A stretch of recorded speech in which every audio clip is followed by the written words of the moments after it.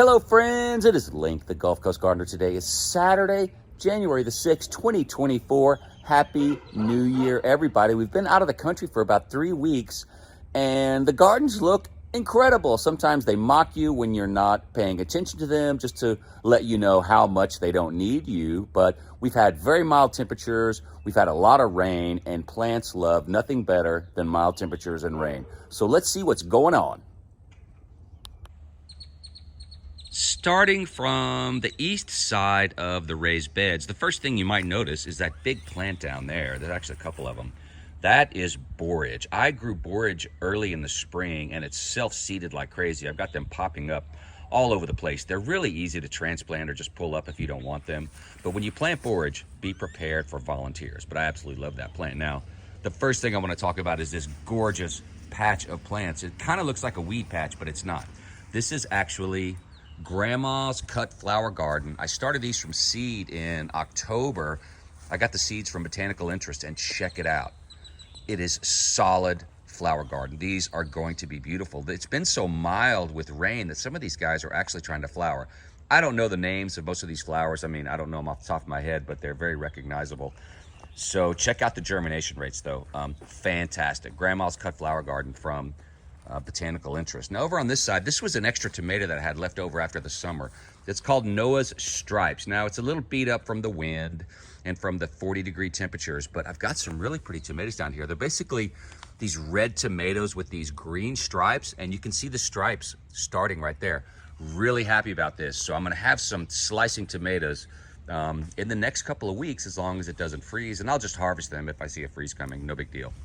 And over here, this guy's hanging in there. The plant looks terrible. This is a Patio Choice yellow cherry tomato. But we don't really care if the plants look bad if we have a ton of tomatoes. And check it out. I've got 20 or 30 cherry tomatoes on here that I could harvest today. Take them inside. If they're not fully ripe, they'll ripen up over the next few days. But the plant is mostly dead.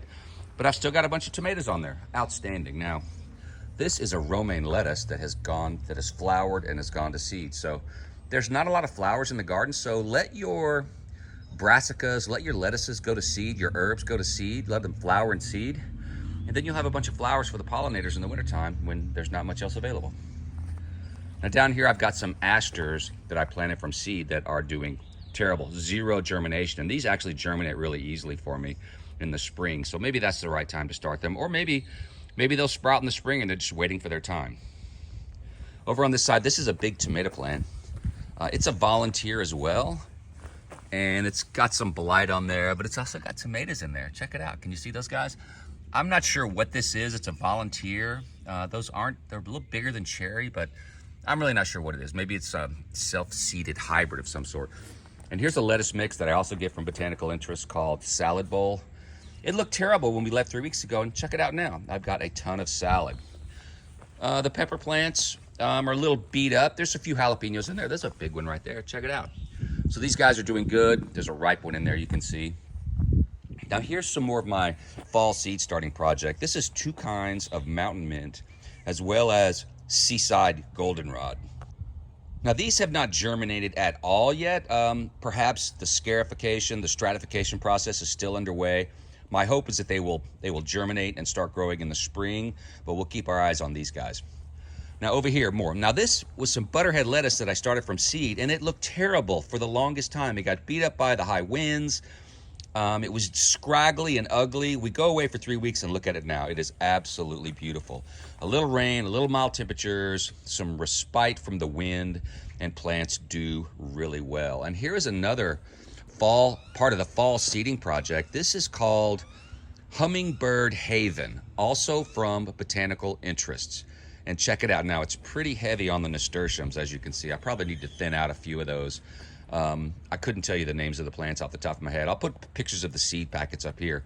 But again, really good germination. There's probably some weeds in there that's kind of mixed in with the flowers, but if nothing else, I am going to have a ginormous patch of nasturtiums, or I may just transplant a bunch of those. But anyway, fall seeding is doing really well with the Hummingbird Haven.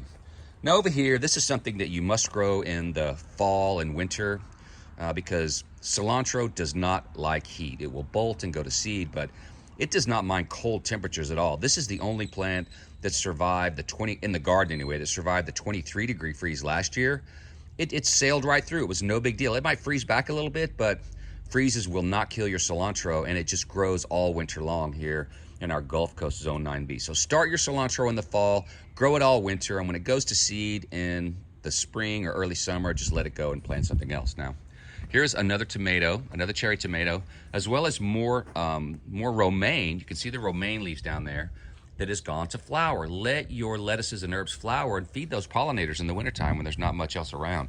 That one's really pretty. Check it out. Plus, it's just a really attractive plant. Now, this is a cherry tomato also. It doesn't have as many tomatoes on it. There's some in there, you really can't see them. This is a red cherry tomato.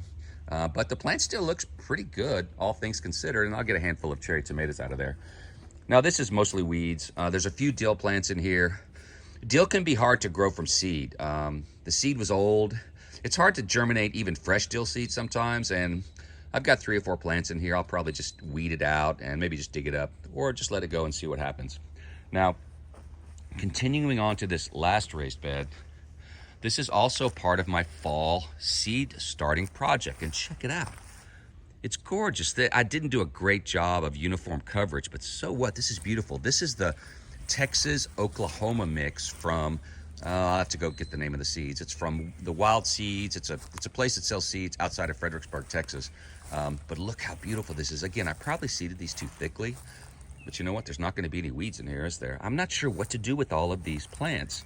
I might just leave them and let them go. I might dig them up in clumps and transplant them to the yard and try to start replacing grass with wildflowers.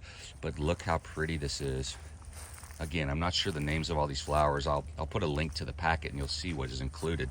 But it is doing really well. I'm very happy with all of the seeds that I started in the fall. So that's a quick look at the raised bed gardens from Jamaica Beach, Texas. I hope you have a fabulous new year. 2023 was great. 2024 is going to be even better.